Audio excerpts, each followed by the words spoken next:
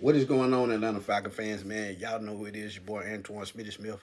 I want to stop through right quick, man, talk to y'all about a trade that Bleacher Report thinks the Falcons should make going into week one, and week one is right around the corner, just a little bit over a week away. So this will have to happen right in the next couple of days. And they suggested that Tyreek Hill be an Atlanta Falcon. They suggested a trade, and I'm not surprised because Tyreek Hill has been asking for a trade over the last year, and then he's had off the field problems. And then he just went through a divorce settlement where it robbed his pants dry.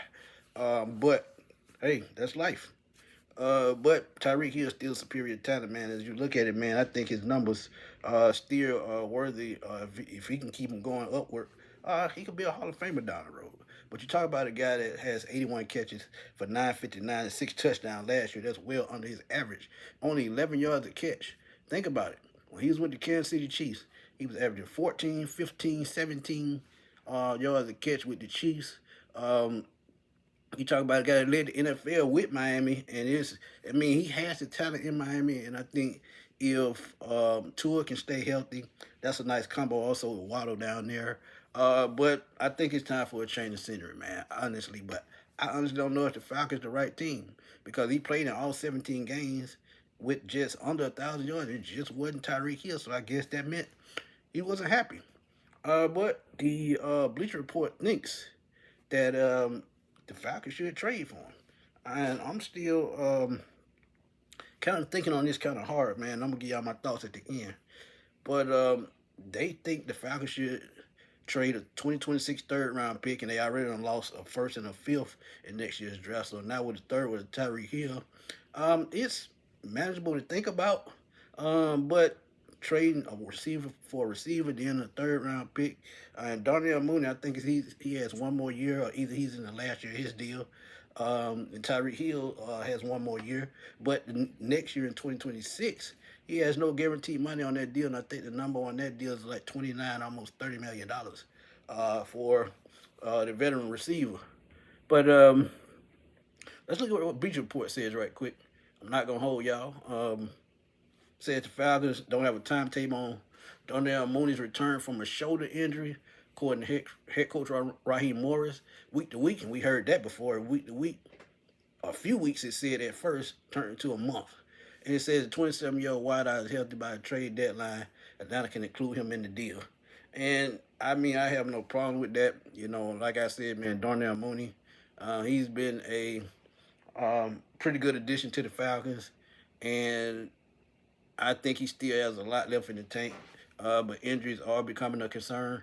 Um, but if you think about what they're saying about week one matchup, that they should be trying to focus on trying to um, stay up with Tampa Bay, who has all those weapons, and Mike Evans, Godwin, who I don't think is playing, Ibuka, who came over from Ohio State in the draft, Bucky Irvin, one of the best running backs in the league, and they think this is one of the reasons why they should make a deal to stay ahead offensively, not only in their division but in the NFL as a whole. But honestly, I'm gonna tell y'all like this. These are my direct thoughts. I don't think the Falcons could even pull off a deal like this. I think we only have about 10 million in the bank, and they would want you to take home some of that salary. Now, if they pay off the whole salary, hey, I'm with it. I would give him a third round pick for Tyreek Hill. He's only 31 years old, and think about it. Michael Penix versus Tua Tagovailoa's arm strength. Tua is very accurate and he throws a great deep ball, but you talking about a vertical threat like a Tyreek Hill. Y'all remember those Patrick Mahomes days when Tyreek Hill was running those vertical routes and nobody could catch him.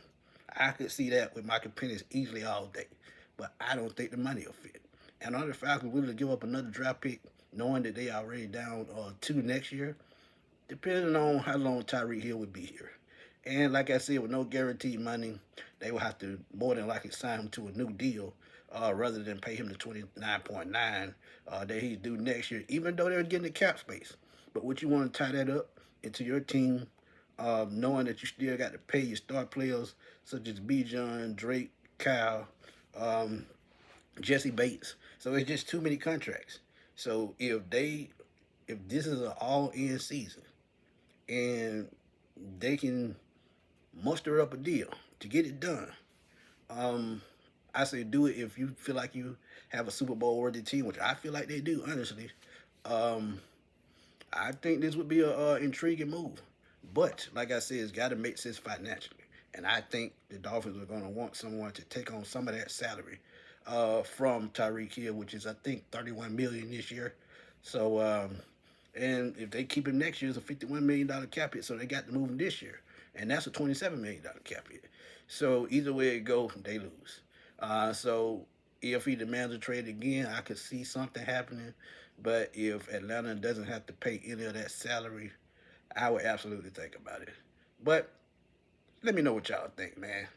If y'all were the Falcons GM, would y'all make a move for Tyreek Hill? Um, I could muster it, but again, you got to think what comes with that: the antics off the field, the distractions, just all that good stuff. But drop those comments in the comment box, man. Let me know. It's your boy Antoine Smith signing off. I will holler at y'all soon, man. Peace.